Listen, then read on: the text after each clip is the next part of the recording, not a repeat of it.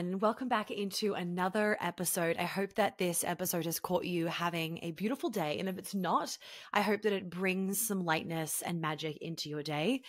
If you hear noises in the background, it's because Jelly keeps bringing me a toy. I don't know why. Today he's like, I'm not sitting with you, Mom. I'm playing with you. Anyway, maybe because it's so cold outside, so they can't go outside. Nonetheless, today we are going to talk about men and women, dating, relationships, discernment, self-regulation, self-safety, kind of just like a whole mix of things. I've been seeing DMs that have been coming through. I obviously watch like what's being said on the internet, and your woman has some thoughts today. Oh my God, Jelly, you actually need to stop because you look way too cute. So the first thing that I'm going to say, and it could come to a surprise with some of you, is that when it comes to dating and relationships, it's not always just as easy as masculine and feminine. So even though I talk about masculine, feminine a lot, which is fantastic, I also have the ability to be discerning on when, like, okay, throw that shit out the door. Let's just focus on two humans. Because what I've noticed can happen these days is that people can get really obsessively hooked onto one idea, and it can be at their detriment because it doesn't allow them to navigate just seasons and different moments and different contexts. And I'm going to be frank, that is not a good thing. If you find that you get obsessed onto one topic and you like put everything into a box, you put yourself into a box, you're making everything way simpler than it actually is. Like, things are simple, but also things are so complex. Like, it's not just you're feminine, he's masculine. It's not just black and white. There is so much gray.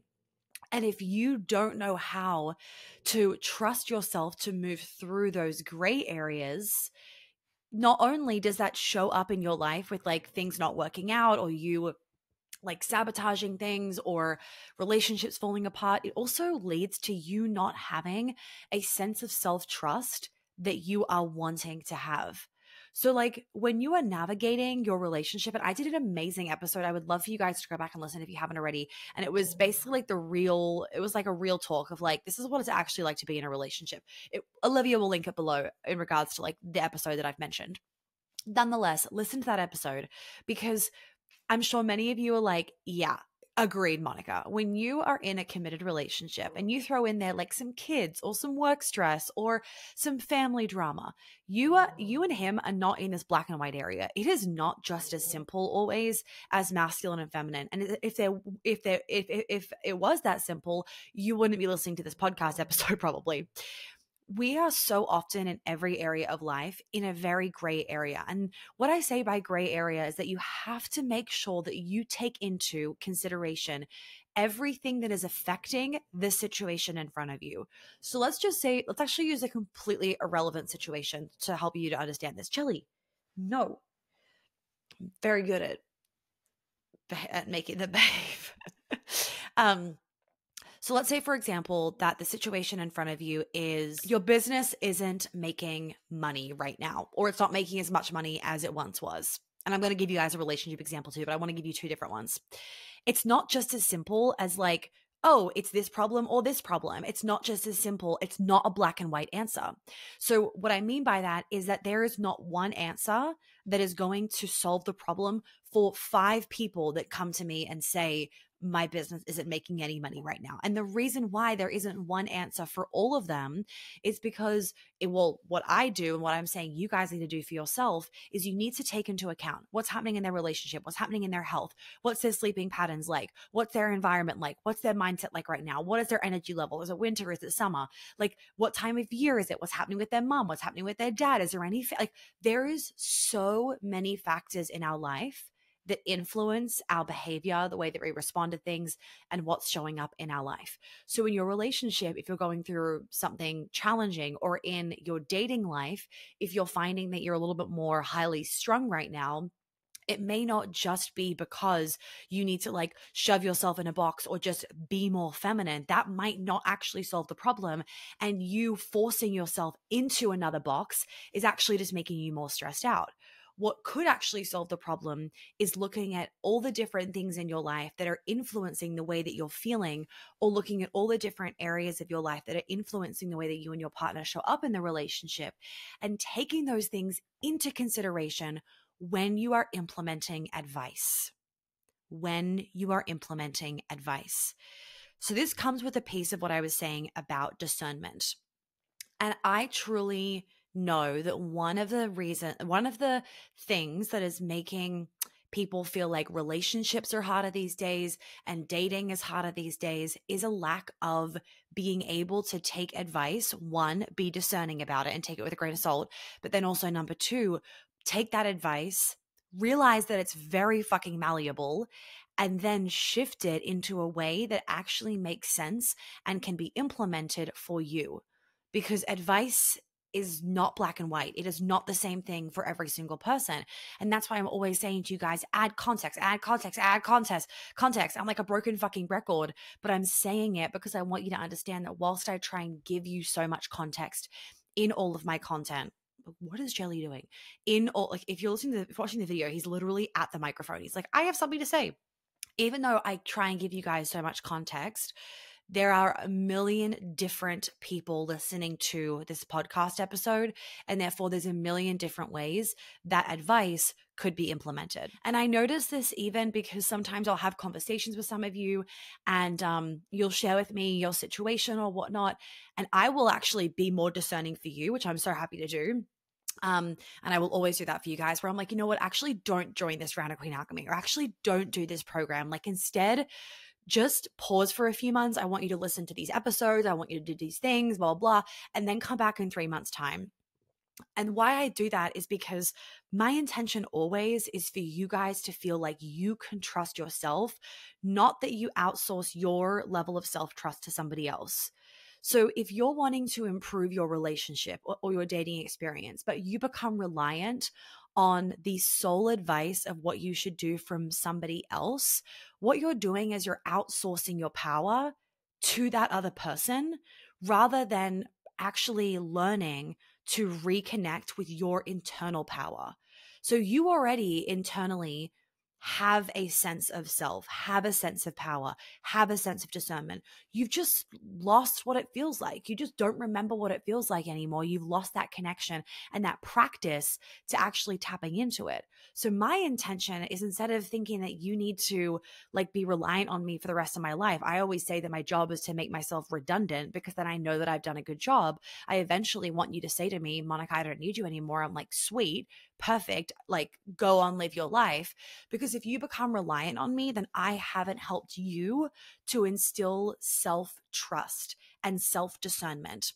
And you haven't integrated and gotten to a point of embodiment where you are able to just go live your life without overthinking. You start to analyze everything. And actually, one of the things I wrote down for today's episode is I'm noticing that a lot of people are going into overthinking and like hyper analyzing everything in regards to dating, the person that they're seeing, the person they're in a relationship with.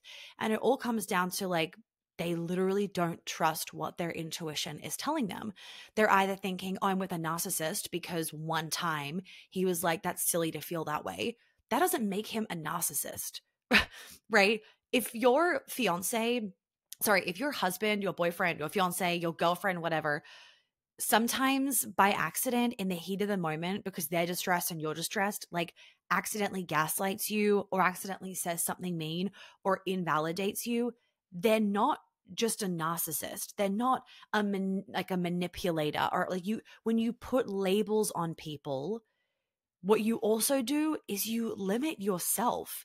You limit the expansion that is possible in that dating experience or in that relationship with that person, because you put them in a fucking box, and you're probably putting yourself in a box in your own life, in whatever area of your life. So when you put somebody else in a box, you limit their capacity in your mind to change, and people can change. I know people say people don't change. I'm like, that is actually bullshit. People won't necessarily change their values. They're pretty ingrained. They can 100%, right? There is definitely room for people to change their values. Don't rely on it. if you're dating and you're relying on him to change his values, like don't rely on it. People can change their values 100% because sometimes you don't know you value something until you experience it. But people do change. People can change their behavior. They can change the way they respond to situations. And you know how you know that? Because you've changed.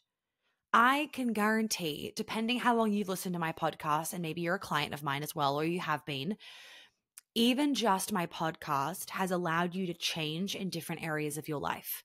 So the idea that your partner or the man that you're dating or the woman that you're dating has no room for change and that you should just put them in a box and slap a label on them, you're losing. If you do that, you're also losing as well as losing them. So and I know I've mentioned this to you guys before, but it's so important when you're absorbing this information online these days, get context or have the discernment to put it in your own context.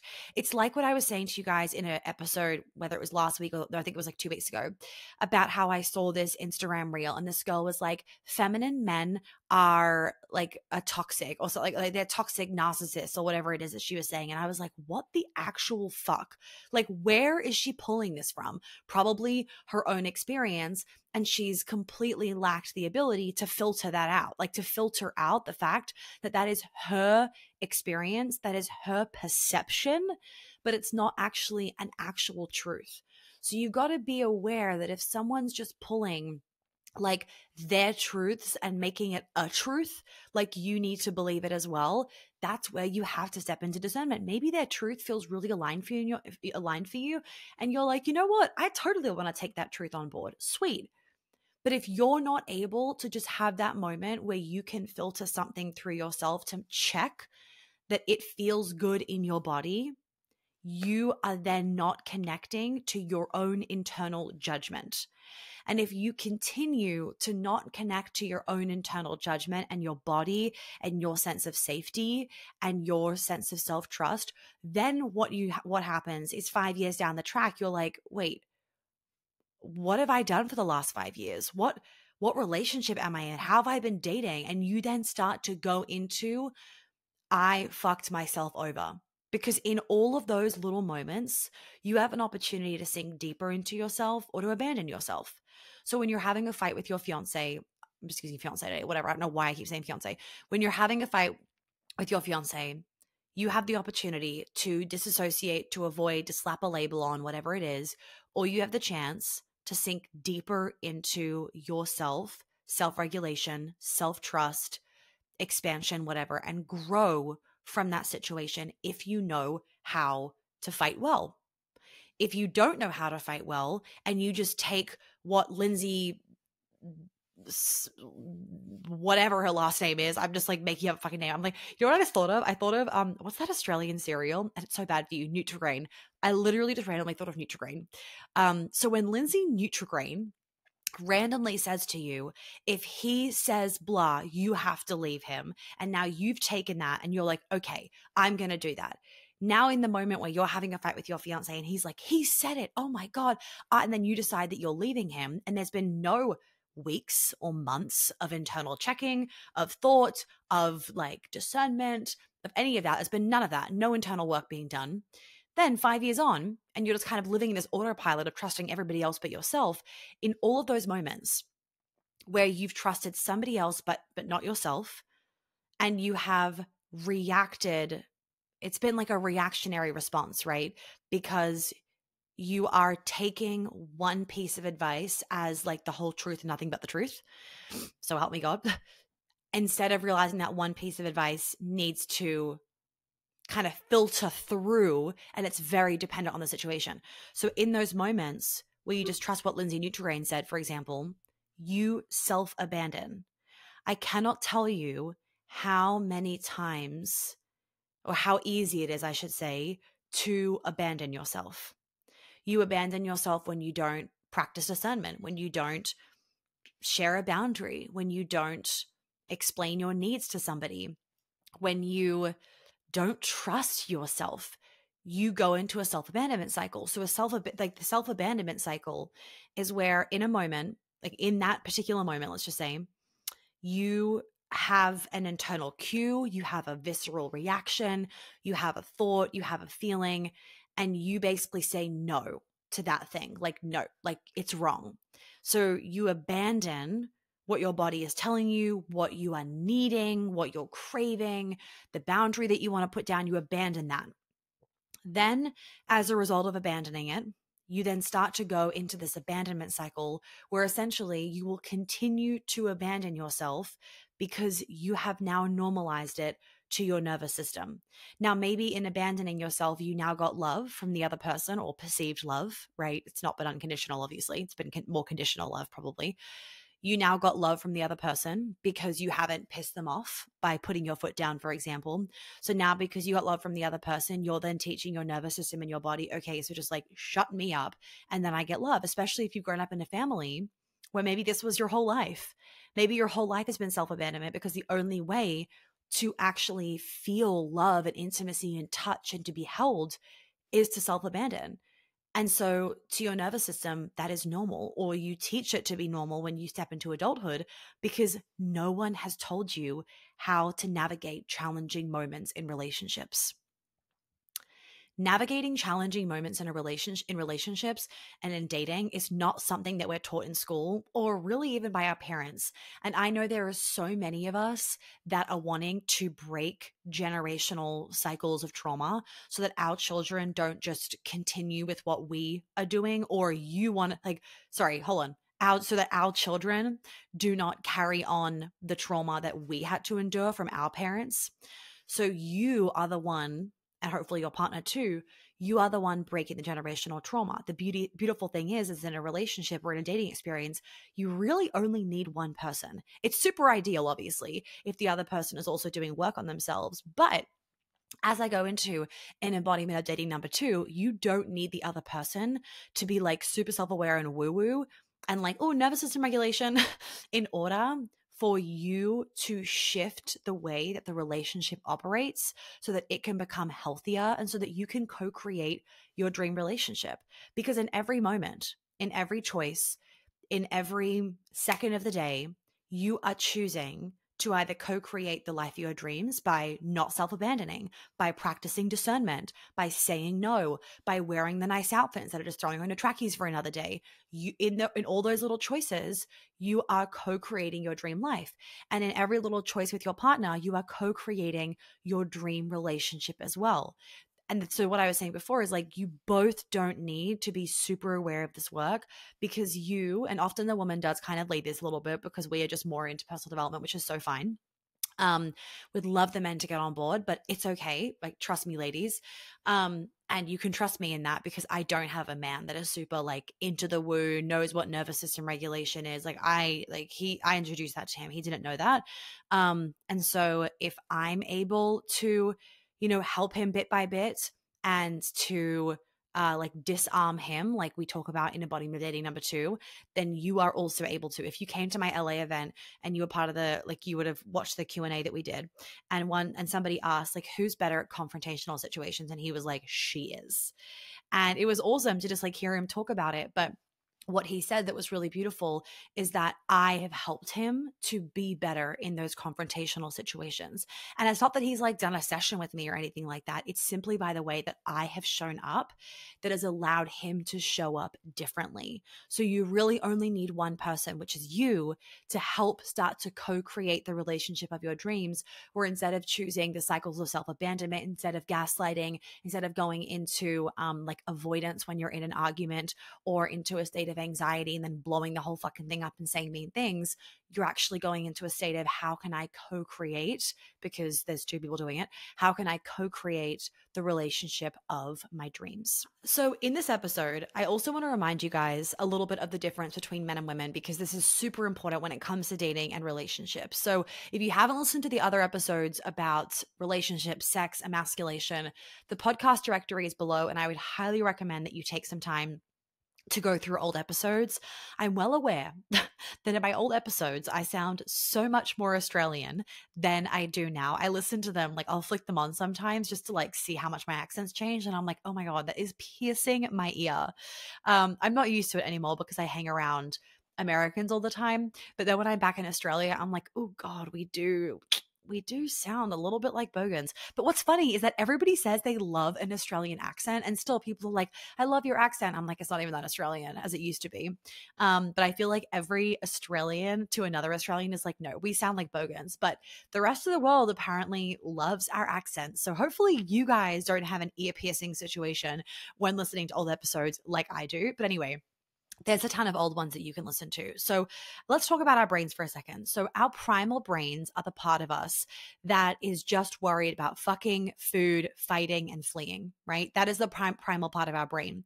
So that is why our primal brains are constantly thinking and taking into consideration our safety, are our needs being met, it like food, and they're going into that fight or flight response when there is a confrontational situation, etc. Our hearts are taking into consideration compassion and love and warmth and tenderness and patience and trust, especially when it comes to dating and relationships. So when you're on a first date, if your primal brain is going because you're super stressed out, you're going to be having a little bit of a different experience than if you're super calm and regulated on a first date. On a first date, and this doesn't mean that like this doesn't mean anything besides the fact of just be aware of it.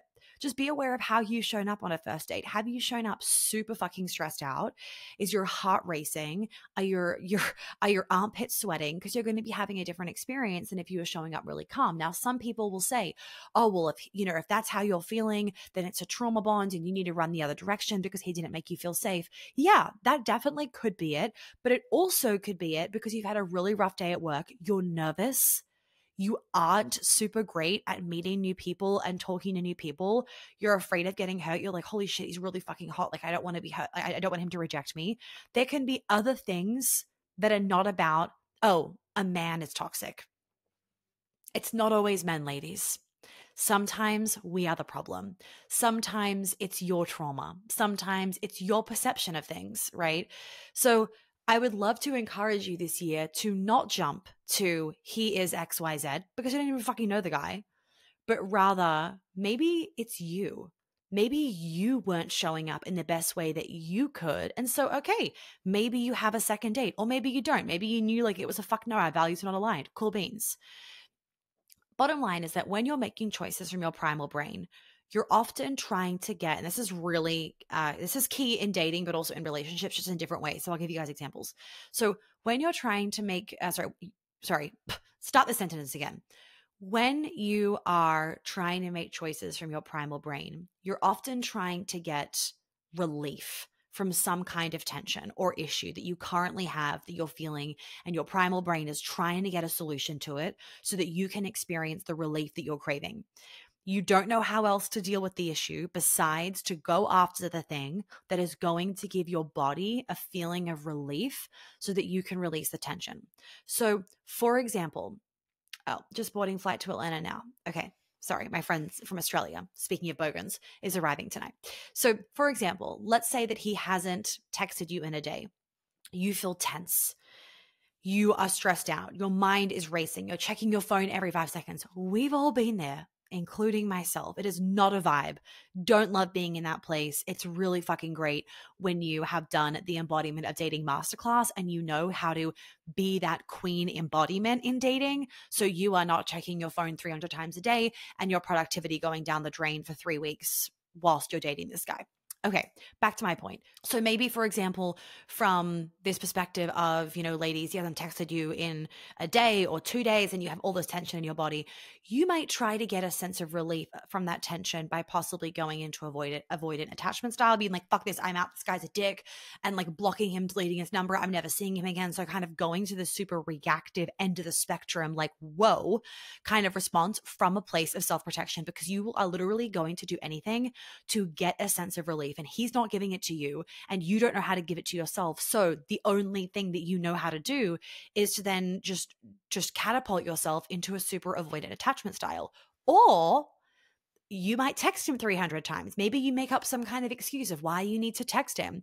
Maybe you start checking all of his Instagram stories. Maybe you're thinking, oh my God, is he dead? And like, that's your rationale of like, oh, he might be dead, so I should text him to like make sure he's okay. Bitch, you've gone on one date. Even if he is dead, he's not going to tell you about it. Like his mom doesn't know that you exist. Well, maybe she does, because after one date, my fiance told his mom about me. But my point is if it was that guy where after the one date his mom knew about you, he'd be texting you the next day, right? So often we just don't allow ourselves to see the reality of the situation in front of us, but more importantly, we don't know how to regulate ourselves in these situations. So here's the thing, again, add fucking context, be discerning.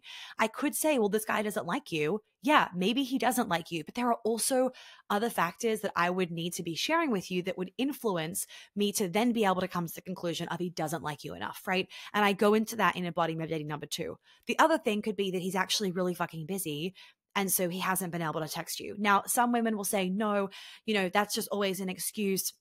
Even if a man's busy, he still has time to text you. Yes, that is true for some men. And what's his job? How busy is he actually?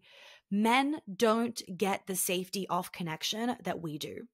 So he's thinking about you. And so that's enough for him, right? He's like, yeah, really, like, he doesn't know anything's wrong. He has no idea anything is wrong.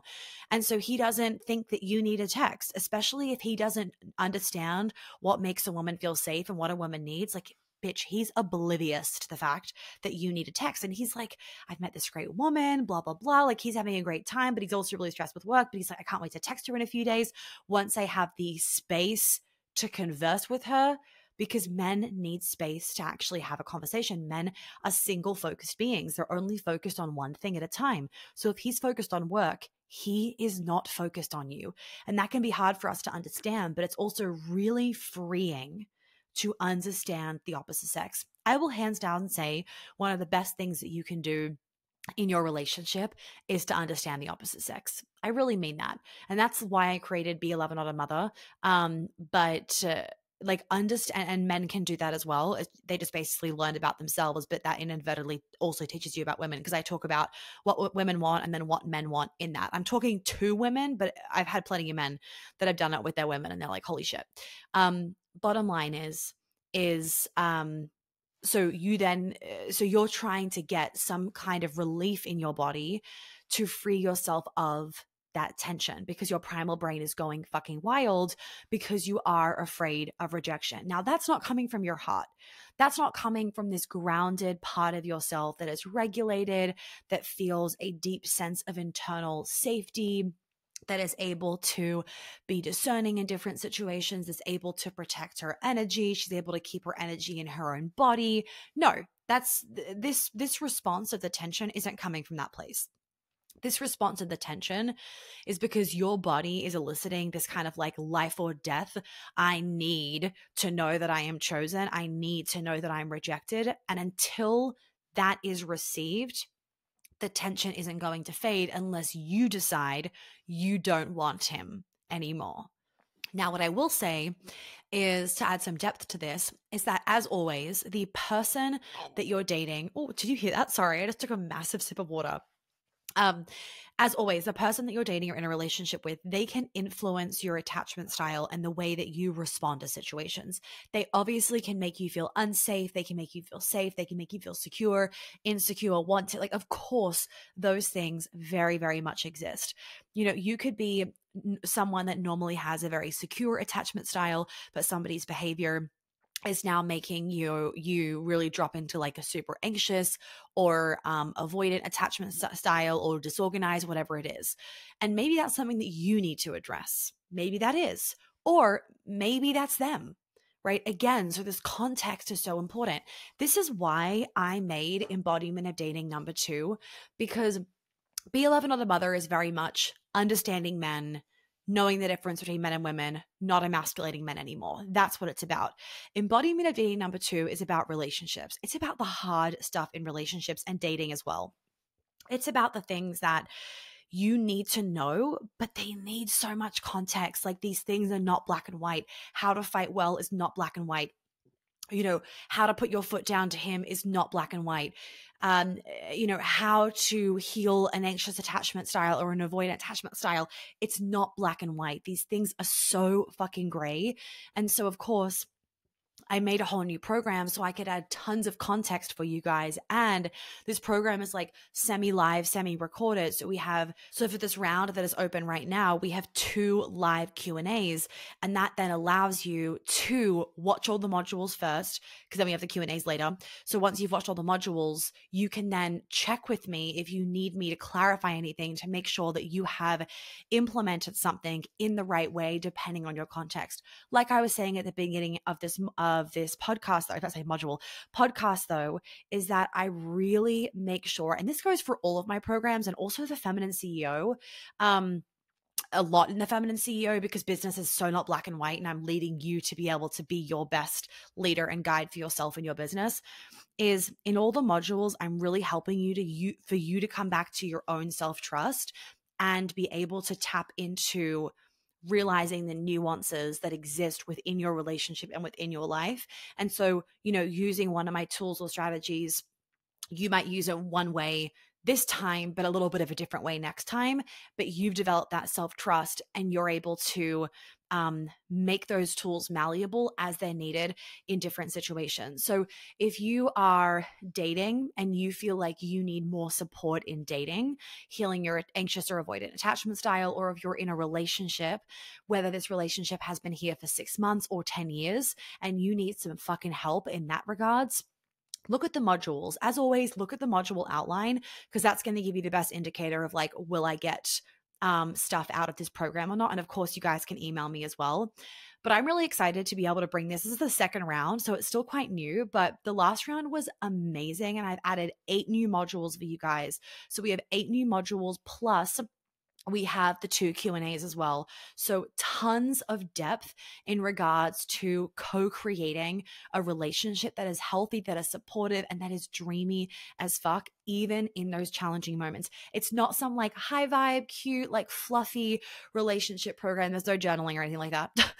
I know you guys love that. None of that. It is depth. It is broad. It is deep. It is specific as well. And it is what I do. It is literally what I do when I need to use it, and how I show up in my relationship. Obviously, this is separate to like the understanding of men. That's still really important, but just like a bit of a different topic.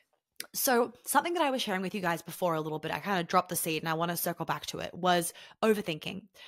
So you might identify as a little bit of an overcommunicator, where you aren't able to just like put things to bed. You aren't able to realize that, you know what, sometimes you aren't going to see eye to eye. Sometimes it's going to be that you're like, it's a woman versus man thing. Like, you guys will never get on the same page about some things. And that doesn't make you bad. That doesn't make you like unhealthy. That doesn't make you anything other than 2 people trying to cohabitate and have a relationship with a completely different history. What I want you guys to understand before we wrap up is that you and your siblings have literally been parented differently. Your parents were in a different place in their life, a different financial position, a different emotional position. If you're the eldest, for example, the way that they parented the third child from you, so like let's say you're one of 3 like I am, the way that they parented the youngest is completely different to the way they parented you, because they were first time parents with you. So the way that the difference between you and your siblings in regards to how you remember, perceive the wounding from your childhood, etc., is mind blowing, because you are all in the same family dynamic. You're in the same family energetics, and you have the same parents for the most part. Obviously not everybody, but for the most part, you have the same parents. So even if you and your partner are very, very similar and you've come from very similar upbringings, like I would say that me and my fiance have come from quote unquote similar upbringings. We are such different people. And you know what? Our parents are actually really similar too. Doesn't matter. We are such different people, because what you need to take into account is the fact that if you and your siblings are different, if you have different wounds, if you respond to different situations, if your nervous systems are different, which they are, just imagine a man and a woman, right? This is obviously for the most part. If you are in a homosexual situation, then you've got the hormones on your side, and that you guys have the same brain and the same hormones. So that's awesome for you, but you still have what I'm about to share that's different. And that is your nervous systems are different. The way that you respond to information is different. The way that you interpret things, your outlook on the world, your beliefs. the way that you respond and react. Are you defensive? Are you able to hold yourself? Are you a people pleaser but the other person isn't? Like, there are so many things in regards to trauma and wounding and your belief system that are wildly different. And that means that there are going to be times when you're having an argument where you're just not going to see eye to eye. And so in the embodiment of dating, I really walk you guys through how to actually fight well and how to hold yourself in that queen like energy without going into the self-abandonment cycle, without losing yourself in the relationship, without also, though, like disregarding the other person's very real experience, because their experience is just as real as your experience as well.